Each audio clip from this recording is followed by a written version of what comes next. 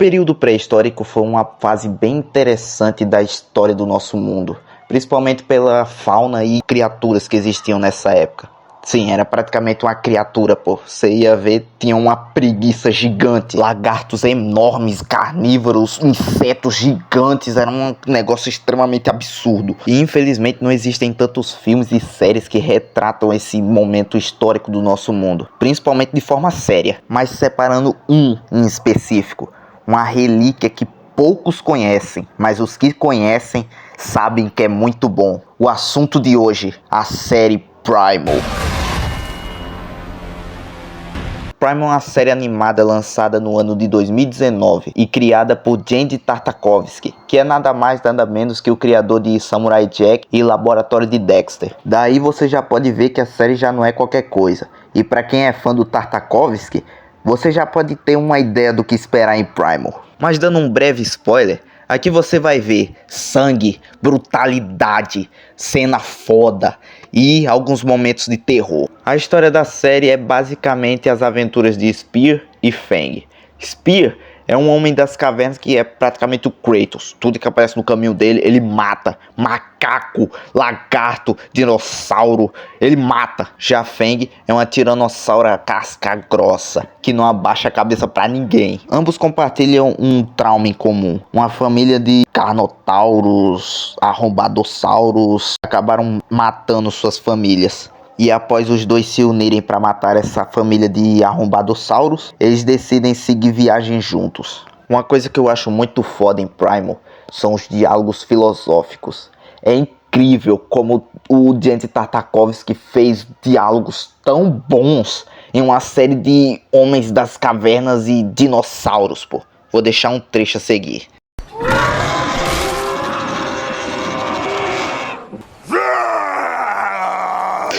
Que diálogo lindo, cara. Bem, mas falando sério, não tem diálogos na série. Os personagens só se comunicam assim, com berros e rugidos. Mas apesar disso parecer um ponto negativo, acredite, não é. Primal não precisa dizer, ele mostra. E é aqui que pra mim tá o segundo melhor acerto dessa série.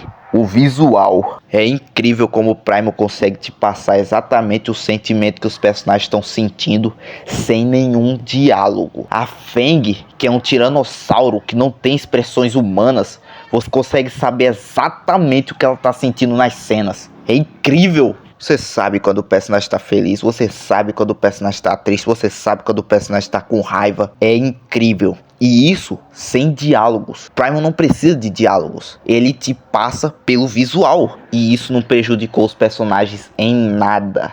Os personagens de Primal são maravilhosos, pô. A Fang é maravilhosa, o Spear é maravilhoso. E eles não dizem nada. Enquanto isso, você vai ver em algumas outras séries ou filmes personagens que falam até demais e são insuportáveis, pô. A trilha sonora e os cenários também ajudam muito isso, porque eles meio que passam a sensação também, é incrível. Mas bem, se o visual que é tão bom é a segunda melhor coisa dessa série pra mim, então qual é a primeira coisa? Pra mim é facilmente as lutas. Não tem como, pô. Mistura tudo isso que eu falei do visual e coloca nas lutas. Pra quem assistiu Samurai Jack já sabe que o Genndy Tartakovsky sabe fazer lutas muito foda, pô. Mas pra mim, em Primal, o negócio fica sinistro. Porque é muito bonito, muito violento, é muito foda. A coreografia de luta é muito boa. Não só das cenas de luta, na verdade. E sim, nas cenas de ação ao todo. Não tem uma cena de ação ruim nesse desenho. São todas boas, muito bem animadas, muito bem coreografadas. É muito bom de se ver. Mistura isso com o fato que a série é cheio de bicho sinistro. Não é só dinossauro comum, pô. Fica esse aviso aí. Tem muito bicho nessa série que é cabuloso, pô. E misture isso com o fato que Primal é muito violento, pô. Então, nossa, é cinema atrás de cinema. É fatality atrás de fatality, pô. E isso é Primal. Se você não gosta de spoilers, eu recomendo que você saia do vídeo agora, porque eu vou resumir a primeira e a segunda temporada de Primal, que são muito boas. A primeira temporada tem uns episódios bem mais antológicos, são episódios mais separados assim da história principal. Mas ainda assim eu vou falar de alguns acontecimentos importantes que acontecem nela. A história começa com o Spear pegando comida para sua família, porém quando ele chega em casa ele vê um grupo de arrombadosauros trucidando sua família, o que deixa ele com extremo ódio, mas ele não consegue matar as criaturas. Ele fica tão abalado com isso que ele pensa até em dar um leve salto de um penhasco. Apesar dele desistir dessa ideia e até seguir em frente, ele fica com um ódio extremo dos dinossauros. E isso complica quando ele encontra a Feng no dia seguinte pescando e levando comida para os seus filhotes. Spear segue querendo matá-la, mas antes que pudesse fazer qualquer coisa, os arrombadosauros aparecem e começam um confronto. O Spear reconhece as criaturas e ajuda a Feng a matá-las, porém uma versão maior e mais forte surge na caverna e mata os filhotes da Feng, que fica extremamente abalada. Ela então se une ao Spear novamente e eles matam a criatura. Agora ambos sozinhos e abalados decidem seguir viagem juntos. Inicialmente eles não estão em harmonia, pois eles vivem brigando por qualquer coisa, seja na caçada, seja na hora de dormir, qualquer coisa fazia eles brigar. Porém, após um incidente envolvendo vida ou morte, eles conseguiram finalmente entrar em harmonia um com o outro. Com os problemas entre eles resolvidos, eles seguem viagem e enfrentam vários perigos, como morcegos vermelhos abaixo da lua de sangue, zumbis e macacos gladiadores. Mas tudo muda quando eles conhecem uma mulher chamada Mira, que aparece na ilha de repente com algemas quebradas. O Spear e a Feng acabam indo atrás dela e apesar de início ela ter medo deles, ela resolve seguir viagem com eles e acaba ganhando a confiança deles. E ela demonstra que tem um grande conhecimento, já que ela consegue fazer sopa, sabe trabalhar com temperos e consegue criar um arco e flecha. E toda noite ela faz uma adoração para a lua. Quando o Spear quebra as correntes dela, ela revela que ela consegue falar. E então ela começa a contar a história dela. Apesar de que não dá para entender a linguagem dela, é um idioma desconhecido. Ela então desenha na areia e o que dá para entender basicamente é que ela vinha de uma vila que foi atacada por um povo que adorava um ser meio demoníaco e que escravizou o povo dela. Porém ela conseguiu fugir e foi para ali. Durante a noite eles são atacados por um grupo de macacos que sequestram a Mira. O Spear e a Feng correm atrás dela, porém eles percebem que os macacos foram atacados por outro grupo.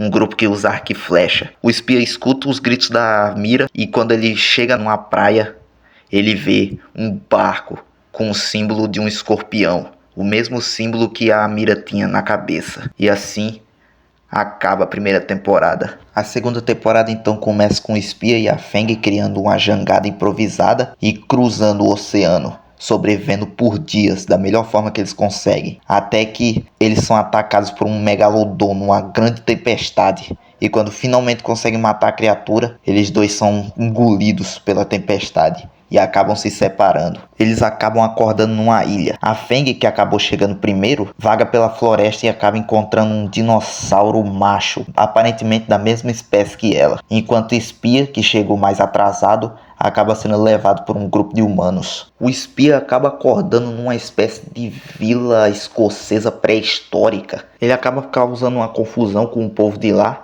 até ser acalmado por um homem que ajuda ele com seus ferimentos. Nisso, tanto o Spear quanto o Feng acabam se relacionando com as companhias que eles acharam. E a Feng fazendo até mais que isso, na verdade. O problema é que esse novo amigo da Feng acaba chamando ela para caçar justamente na vila em que o Spear tá. Que quando vê os dinossauros massacrando todo mundo, parte para cima do novo amigo da Feng com tudo, começando uma batalha brutal. A Feng tenta afastar os dois, porém, em um momento que a situação tá extremamente caótica, ela sem querer mata o companheiro dela, perfurando numa estaca de madeira, deixando ela extremamente triste. O Spear vê que ela ficou abalada e acaba seguindo ela, e os dois saem da vila. Os dois seguem viagem e acabam sendo atacados durante a noite por um grupo de vikings, e o Spear vê que nos escudos deles tem o mesmo símbolo de escorpião do barco. Ele segue os rastros deles e acaba chegando numa vila, onde encontra a Mira e outros escravos. Porém, começa uma confusão enorme na vila, e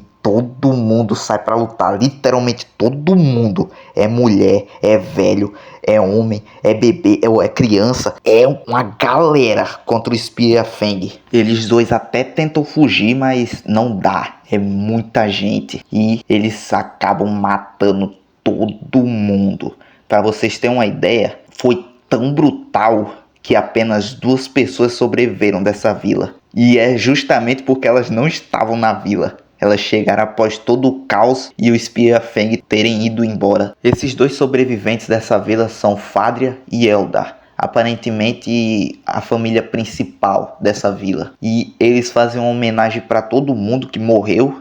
Demorou bastante tempo, imagino. E juram vingança contra o espia e a Feng. Eles encontram nossos protagonistas num rio e começam um duelo sangrento, onde quase que o Eldar morre por causa da mira, fazendo o Fadria fugir para ajudá-lo. Por causa dessa briga, o barco acabou quebrando, eles param para consertar. Mas nesse momento a Feng começa a agir estranho e ela põe ovos. Eu disse que ela não tá só se relacionando com aquele dinossauro. Enquanto isso, o Fadria e o Eldar se curam na floresta e eles acabam vendo uma espécie de urubu gigante. Eles invadem o ninho dessas criaturas e vão atrás do espia e da Feng. Nisso começa uma grande batalha nos céus, do espia da mira contra o Fadria e o Eldar. O espia consegue derrubar o Fadria da criatura, que não morre por pouco por causa da queda. Porém, o Eldar não tem a mesma sorte e é jogado pela mira, caindo direto numa pedra e morrendo. O Fadria rasteja pela floresta e acaba morrendo pouco tempo depois. Após a morte, ele acaba vendo uma espécie de valquíria vindo buscar ele. Porém, umas criaturas demoníacas acabam arrastando ele para um abismo infernal. Lá embaixo ele acaba encontrando aquela criatura demoníaca gigante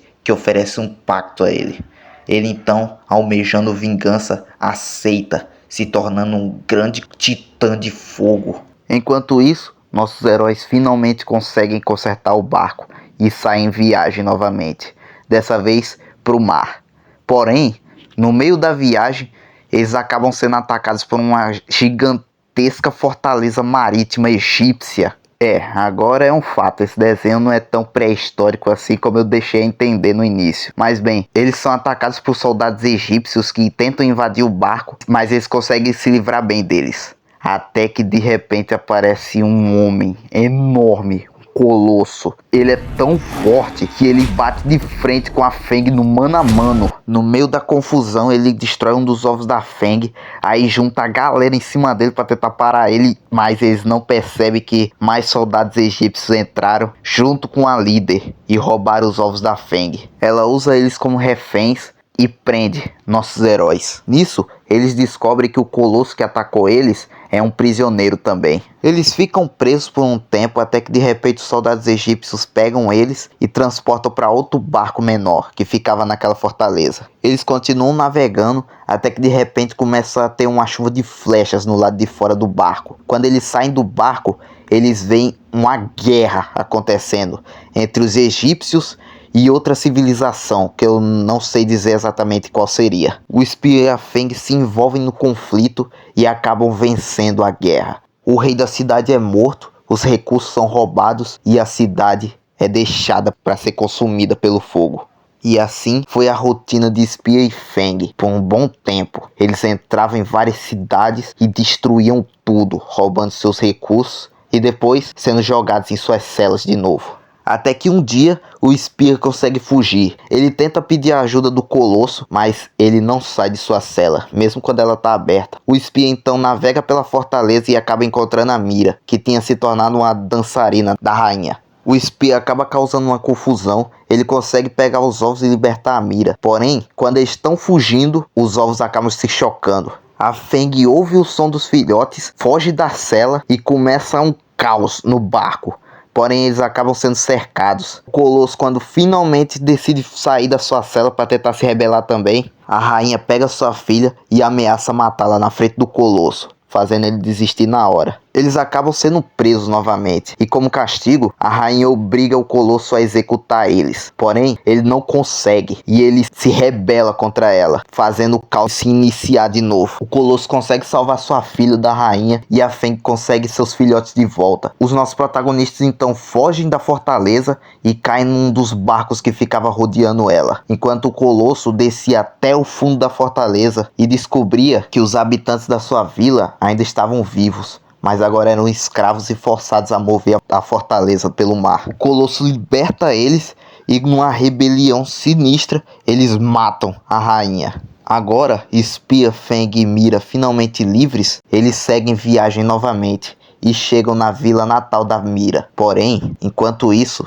na fortaleza, agora onde os habitantes da Vila do Colosso vivem, eles veem uma fumaça no mar. E quando a gente vê o que é o Titã de Fogo andando sobre as águas, ainda atrás do Spear e da Feng. Enquanto isso, nossos protagonistas finalmente estão seguros. Eles ganham uma casa na Vila da Mira e participam de uma celebração. Numa noite, o espia acaba se lembrando da vez que o seu pai acabou se sacrificando para salvar ele e o seu grupo de um ataque de dentes de sabre. Nisso, ele começa a fazer várias pinturas rupestres na parede de sua casa, contando a sua história inteira até o momento atual. Mas o sossego não dura muito, pois o Titã de Fogo chega à vila.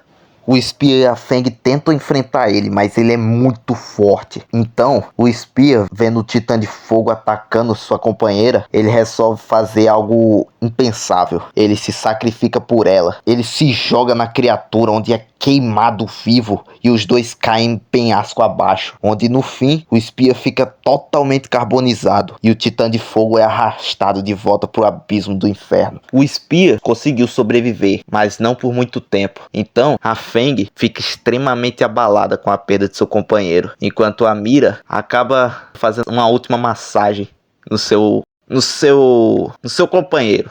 Nisso, temos um salto temporal e vemos a filha do espia e da Mira montada nos filhotes da Feng, que ainda está viva. E assim acaba a segunda temporada de Primal. Mas a história ainda não acabou.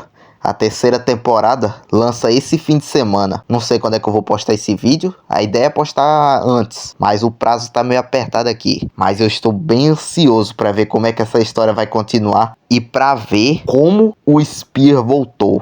Mas é isso, o vídeo fica por aqui. Eu ainda pretendo falar mais sobre Primal nesse canal, mas por enquanto fiquem só com o fato que eu estou de volta. Saí daquele ato, já tava na hora. Para quem assistiu até aqui, eu agradeço e, por favor, deixa o like e se inscreva. Esse vídeo aqui foi meio tenso para fazer. E se por acaso ainda tiver alguém que me assistia antes e voltou para me assistir, eu te agradeço. Mas por agora é isso.